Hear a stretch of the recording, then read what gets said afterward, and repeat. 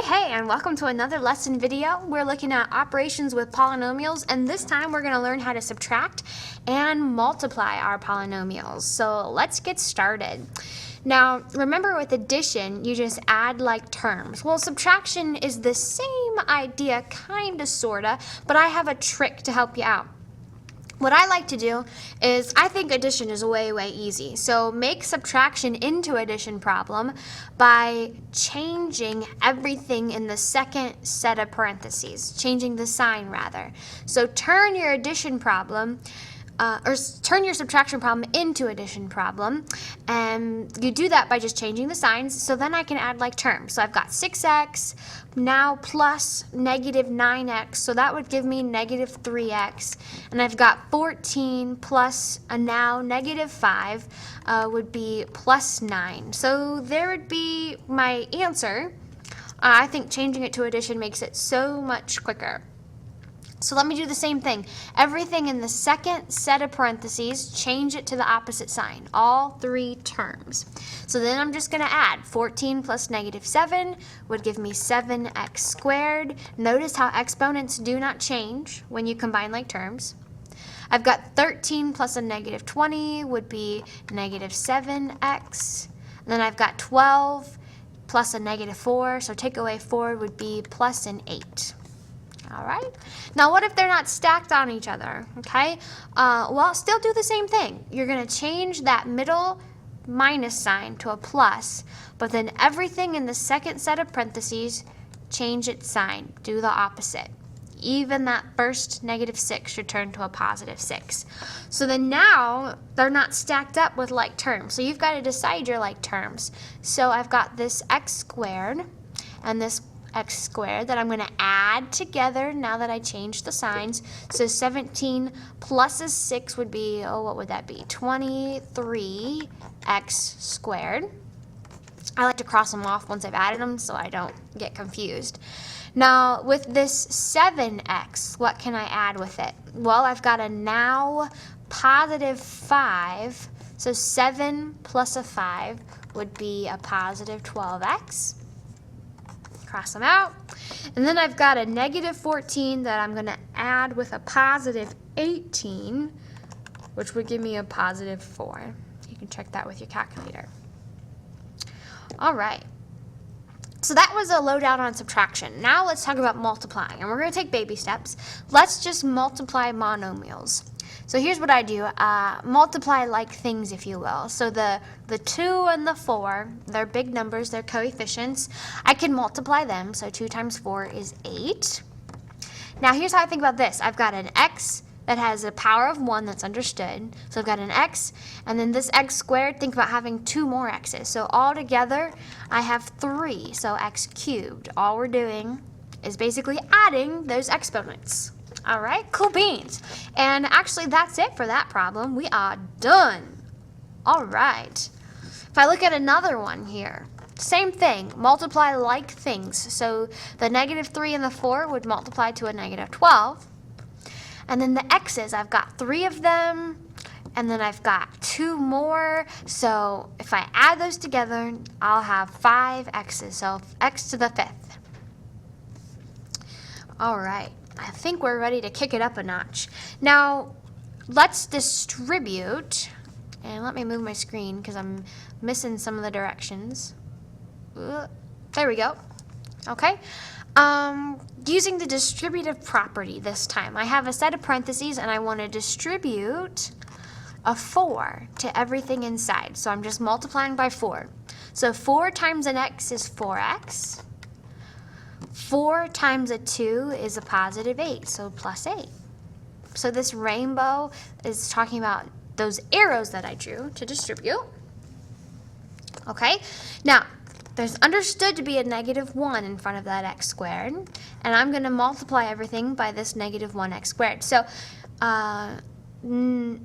there's a 1 in front of the x in the parentheses. So negative 1 times positive 1, negative 1. X squared times an x, so I have 2 x's, and then I have another one. Altogether I have 3, so x cubed. Now I'm going to do it all over again. Negative 1 times a 5 is a negative 5. So see how I wrote minus 5 since it was a negative 5? Now that 5 doesn't have any x's, so I'm just going to attach that x squared onto it. And that would be my product. Let's look at another one. Oops, that's the same one. Here we go. I'm going to distribute 3x squared. So let's take it term by term. So 3 times 4 is 12. X squared and x cubed. So 2 x's and then 3 x's. So altogether I've got 5, x to the 5th. 3 times negative 5, negative 15. So I put the minus. X squared times x. So 2 plus a 1, I would have x cubed. And we're almost done. Here we go. Let's finish this up. 3 times a 10. Oh yeah, 30. Now that 10 doesn't have an x, so I'm just going to bring down the x squared. And that would be my product. So these few examples we've just done, the last 2 or 3, we had one set of parentheses where we distributed a monomial into that set of parentheses. What about if you have 2 sets of parentheses? Well, I've got this cool trick to show you. Notice how I just took each part. So I have this x plus 3, and I put it in this grid. X and a positive 3, since it was plus 3. Notice x minus 5. X and a negative 5. Okay? Now, in each of these little sections, I'm going to multiply. So in this section here, I'm going to multiply x times an x. So I would have x squared. Here, I'm going to multiply negative 5 times x. So that's negative 5x. Here, I'm going to multiply x times 3, which is 3x. Here, negative 5 times 3, negative 15. Okay, so that's all fine and dandy. What do I do with this little grid that I just made? Well, you look and you see if you have any like terms. And bada boom, bada bing, look, I've got 2 x terms in there that are like terms. So when I get ready to write my answer, you know, your answer should be in standard form. So we always look for the highest power first. Look in your grid in these things that we figured out. What's the highest power? Boom, that guy, that x squared. So he should come first when you're writing your answer. And then I'm going to put a slash through that so I know I already used it. Now, what would be the next highest power after we used up the x squared? Well, it would be these x terms. And since I have 2 of them, I need to add them together so I can just write it as one x term. So 3 plus a negative 5 would be a negative 2x. Okay. We're back to adding and subtracting, so don't change powers after you've filled in the grid. And then finally, I've just got this negative 15 that I've got to tack on. And there would be my product for these 2 binomials that we're multiplying. Okay, let's look at another one. Again, I've got it filled in for you, 2x and a negative 3, x squared and a negative 8. So in this first section, we're doing 2x times x squared. So 2x 3. See how I added the exponents, a 1 and a 2. Here we're going to multiply 2x times negative 8, negative 16x. Let's move down. Negative 3 times x squared, negative 3x squared. Negative 3 times negative 8, I know it's positive. 3 times 8 is 24. All right, now take a look. Do I have any like terms? Let's see, x cubed, x squared, x.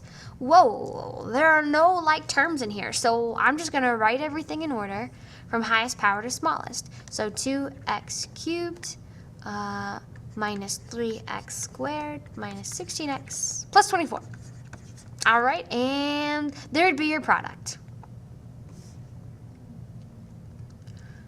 Now I've got one more to show you.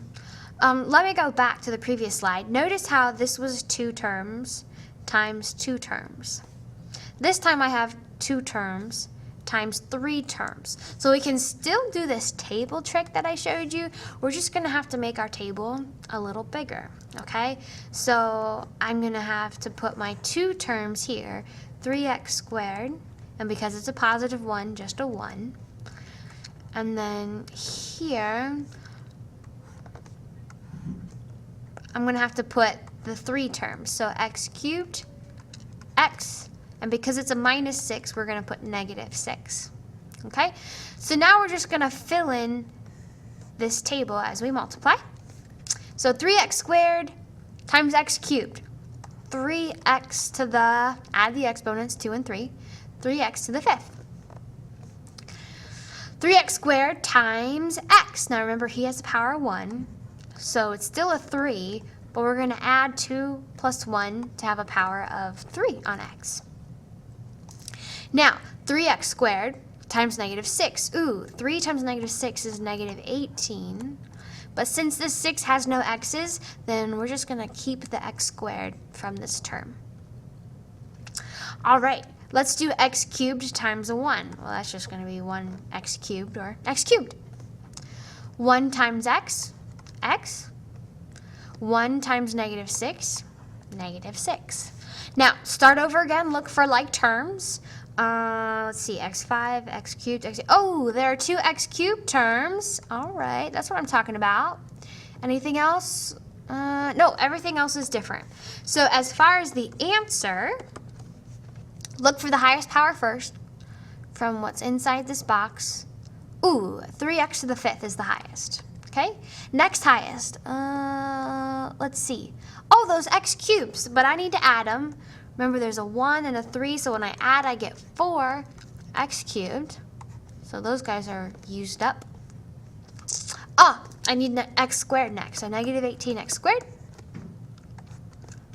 plus an x, and then that minus 6 at the very end. And that would be my final answer for this product.